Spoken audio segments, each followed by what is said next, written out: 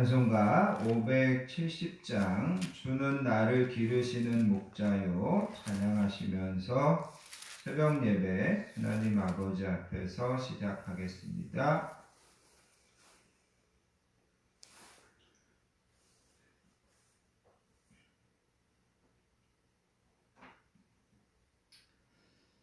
찬송가 570장입니다.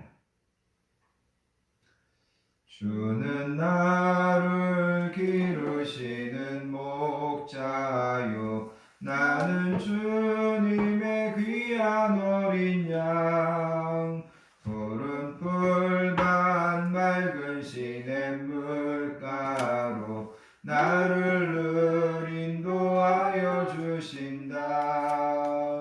주는 나의 좋은 목자 나는 그의 어린 양 저를 따라 꼴을 먹여주시니 내게 부족함 전혀 없어라. 예쁜 새들 노래하는 아침과 노을 비끼는 고운 황혼에 사랑하는 나의 목자 음성이 나를 언제나 들려주신다. 주는 나의 좋은 목자 나는 그의 어린 양 저를 따라 꼴을 먹여주시니 내게 부족함 전혀 없어라.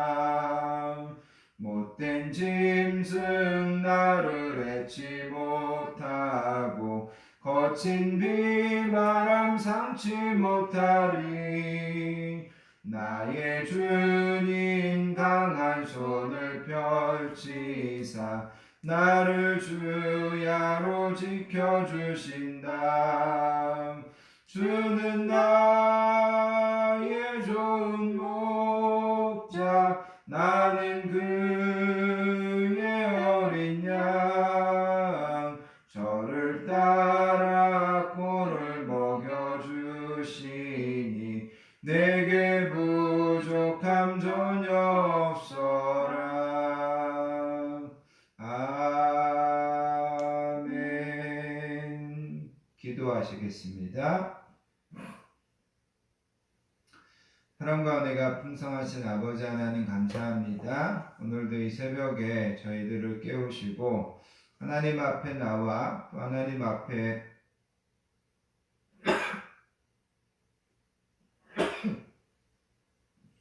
함께 모여 찬양하며 예배하며 하루를 시작하게 하여 주시니 감사합니다. 하나님 오늘도 겸손한 마음으로 하나님의 은혜와 하나님의 선하신 인도하심을 구합니다.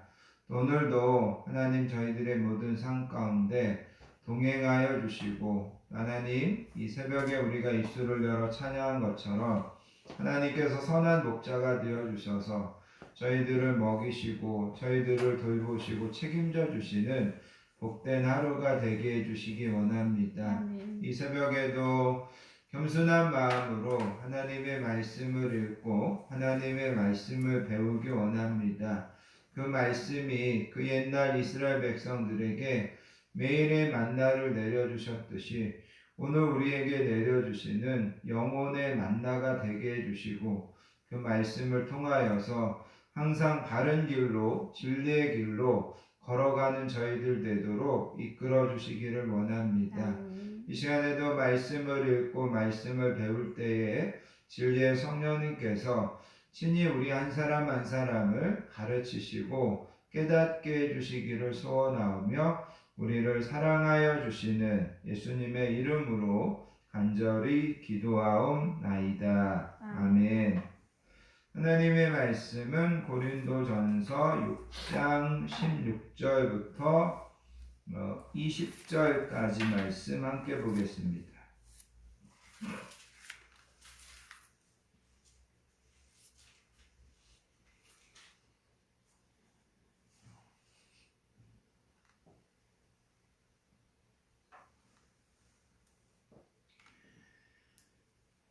고린도전서 6장 16절부터 20절까지 말씀. 주신 말씀을 천천히 함께 받들어 읽습니다. 창녀와 합하는 자는 그와 한 몸인 줄을 알지 못하느냐. 일러스되 둘이 한 육체가 된다 하셨나니 주와 합하는 자는 한 영이니라. 음행을 피하라. 사람이 범하는 죄마다 몸 밖에 있거니와 음행하는 자는 자기 몸의 죄를 범하느니라. 너희 몸은 너희가 하나님께로부터 받은 바 너희 가운데 계신 성령의 전인 줄을 알지 못하느냐. 너희는 너희 자신의 것이 아니라 값으로 산 것이 되었으니 그런즉 너희 몸으로 하나님께 영광을 돌리라. 아멘. 이번 주 외우시는 말씀은 19절 말씀입니다. 제가 한번 읽어드리겠습니다. 너희 몸은 너희가 하나님께로부터 받은 바 너희 가운데 계신 성령의 전인 줄을 알지 못하느냐. 너희는 너희 자신의 것이 아니라. 그래서 여러분 여기에 보면 너희라는 말이 되게 자주 나옵니다. 그죠? 너희 몸은 너희가 너희 가운데 계신 너희는 너희 자신의 것이 아니다. 그래서 너희라는 말이 무려 5번이나 나오죠. 자, 한번 외워보겠습니다. 너희 몸은 너희가 하나님께로부터 받은 바 너희 가운데 계신 성령의 전인 줄을 알지 못하느냐. 너희는 너희 자신의 것이 아니라. 아멘. 할 수만 있으면 꼭 외우시기를 바랍니다.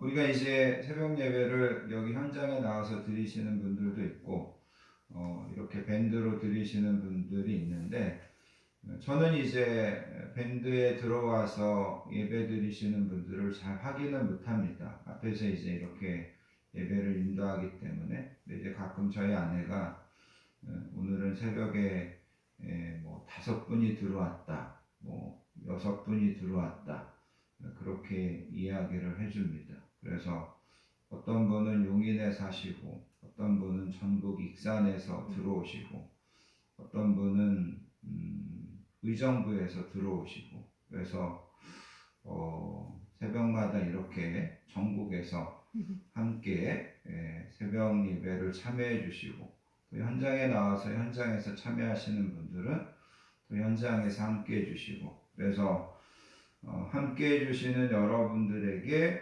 감사를 드리고 또 여러분들 우리가 코로나로 인하여서 여러 가지 제한된 신앙생활을 하지만 그래도 우리가 할 수 있는 한에서 또 우리가 해야 되는 한에서 최선을 다하여서 여러분 신앙을 게을리하지 않고 또 잘 감당하실 수 있는 저와 여러분들 되시기를 바랍니다.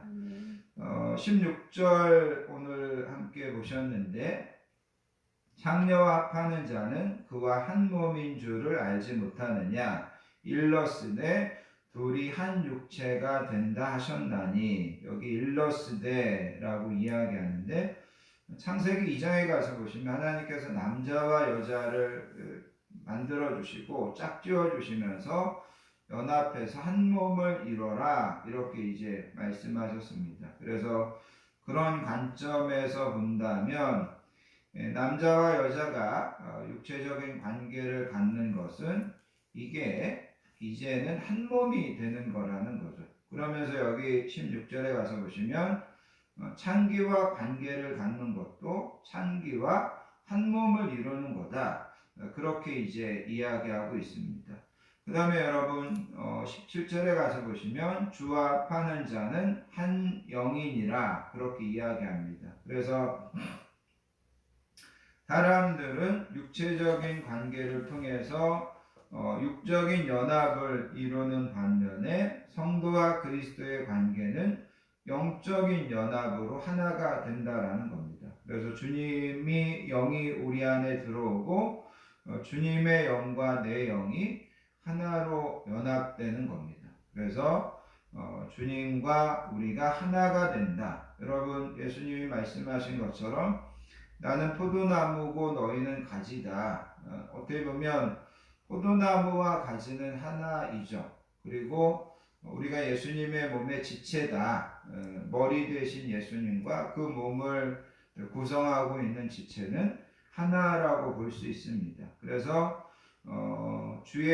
주와 합하는 자는 한 영이다. 우리가 예수님을 믿으면 우리는 예수님과 한 영이다, 그렇게 이야기합니다.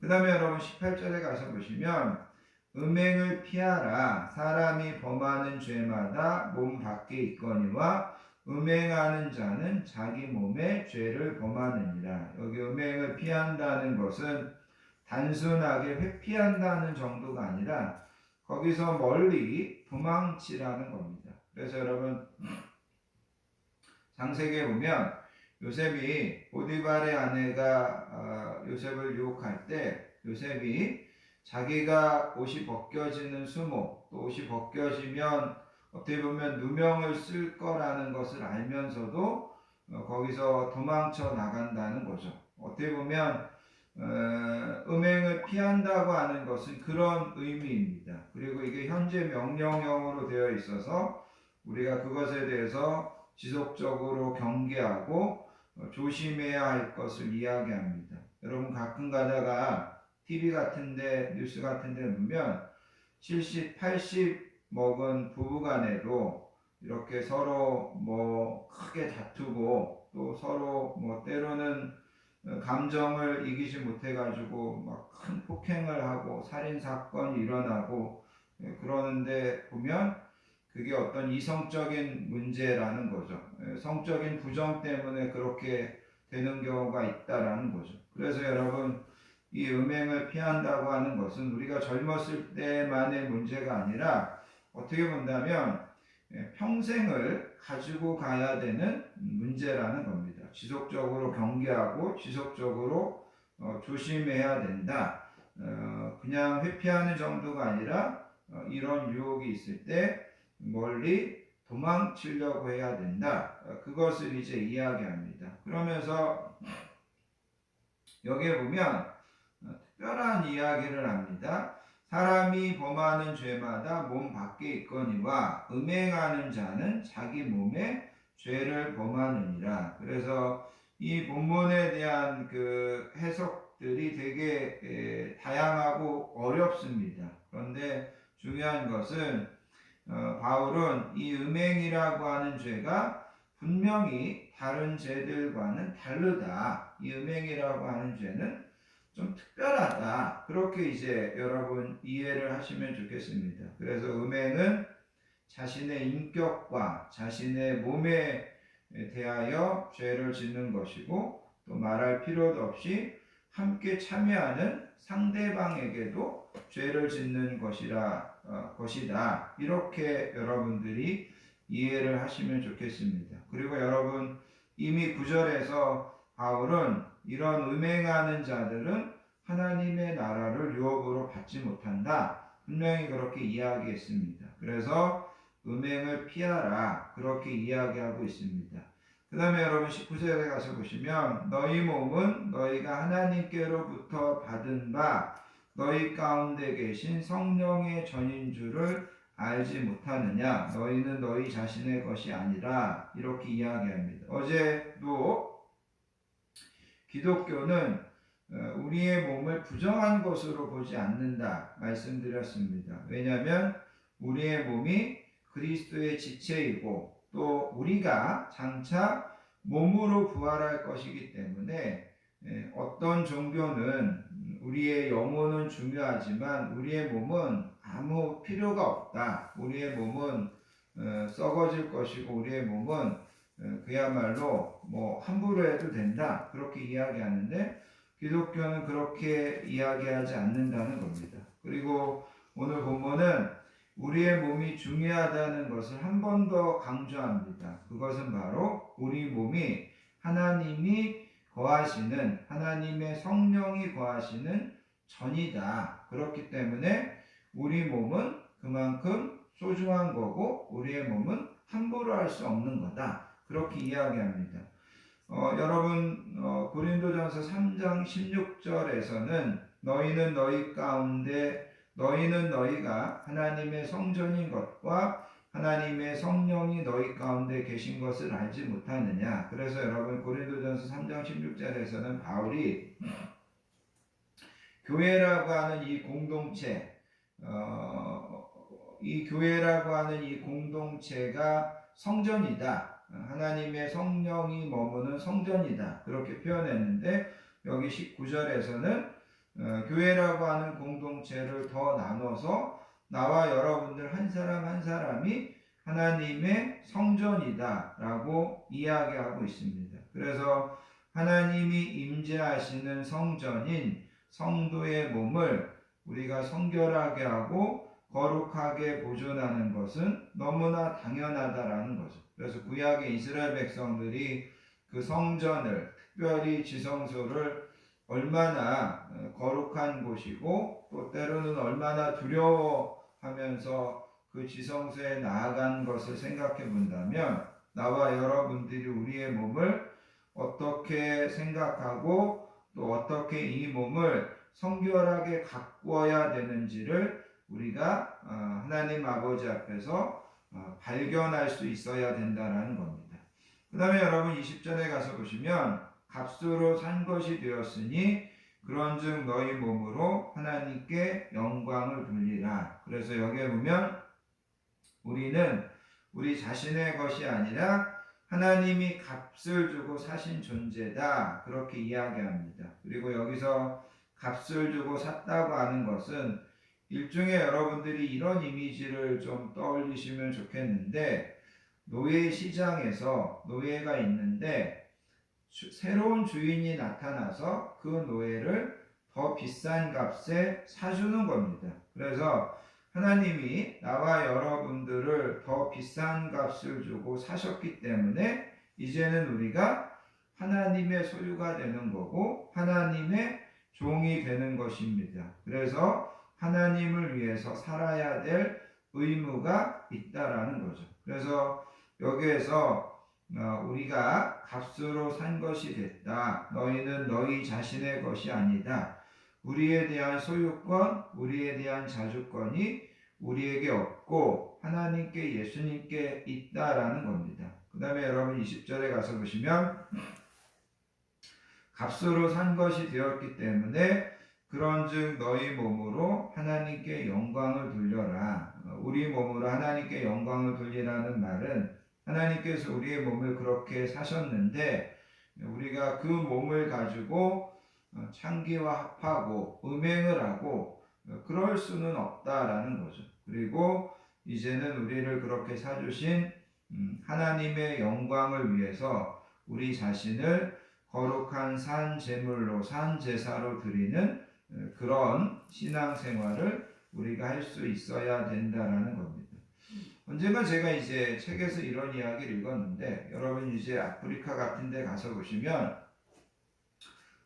결혼을 하려면 남자가 여자에게 이제 일종의 이제 몸값을 주고 산다는 거죠. 여자를 데려온다라는 거죠. 그래서 그 책에서 보니까 이런 이야기를 해요. 여자들이 이렇게 이제 우물가나 그런 데 모이면 그 여자가 얼마나 예쁘냐, 아니면 그 여자가 얼마나 공부를 잘했느냐, 이게 아니라 그 여자를 그 우물터에서 결정하는 것은 그 여자가 남편에게 얼마의 값으로 사서 시집이 왔느냐, 이걸 가지고 이제 그 여자의 어떤 위치나 그 여자에 대한 사람들의 어떤 그 경외감이나 이런 것들이 결정된다라는 거죠.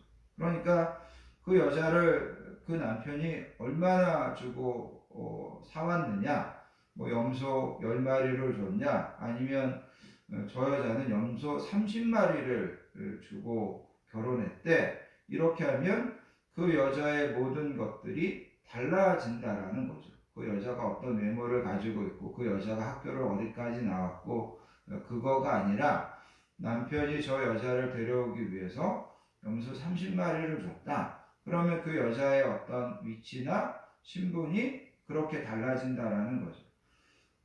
하나님이, 예수님이 나와 여러분들을 값으로 사셨는데 헐값으로 사신 것이 아니죠.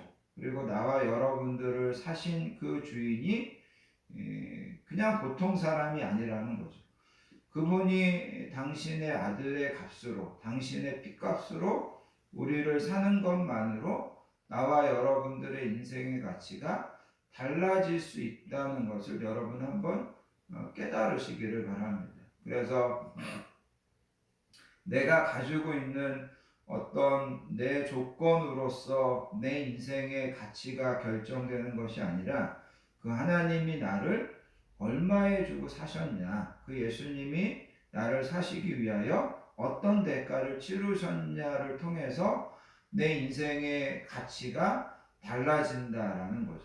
그런 면에서 하나님이 우리를 값으로 사셨다. 그리고 그런 면에서 나와 여러분들의 인생, 나와 여러분들의 몸을 우리 스스로 더 존귀하게 여기고 우리가 우리의 몸을 통하여서 음행이라든가 아니면 세상의 어떤 물질이라든가 이런 것들에 굴복하고 이런 것들에 지배당하는 것이 아니라 하나님의 영광을 위하여 더 존귀하고 가치 있는 것들을 위하여 하나님 앞에서 살아가시고 또 믿음으로 승리하시는 저와 여러분들 되시기를 예수님의 이름으로 부탁드리겠습니다. 아멘. 기도하겠습니다.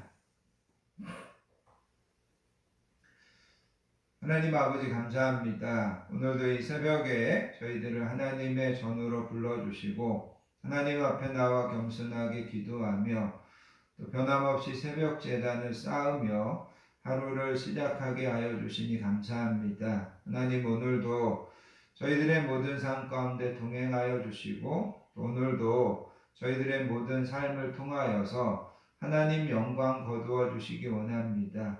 하나님께서 저희들 한 사람 한 사람을 값으로 사셨습니다. 하나님께서 우리의 삶을 통하여서 우리를 얼마나 귀하게 여기시는지 우리에게 친히 보여주셨는데 우리가 이렇게 귀한 몸으로 우리의 몸을 가지고 하나님을 기쁘시게 해드리고 하나님께 영광 돌리는 그런 삶을 오늘도 감당하게 해주시기 원합니다. 이 새벽에도 전국에서 함께 참여하며 함께 기도하는 우리 성도님들 한 분 한 분을 기억하여 주시고 항상 맡겨진 자리에서 하나님의 은혜와 하나님의 도우심 안에 믿음으로 승리하고 또 맡겨진 자리에서 하나님 앞에 영광 돌리는 우리 모든 성도님들 되게 해주시기 원합니다. 오늘도 저희들의 모든 삶 가운데 하나님 동행하여 주시고 하나님 은혜 베풀어 주실 것을 믿사오며 우리를 사랑하여 주시는 예수님의 이름으로 간절히 기도하옵나이다. 아멘. 계속해서 기도하시고 오늘도 성령님과 동행하시며 승리하시기 바랍니다.